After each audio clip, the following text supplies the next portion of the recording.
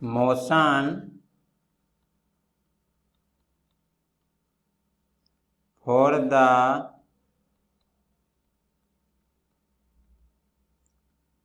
whole system.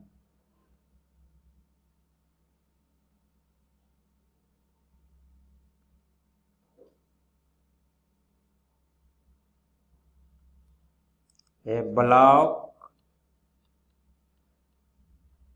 of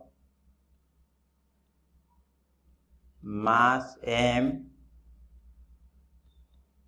is connected to a spring of mass m and oscillates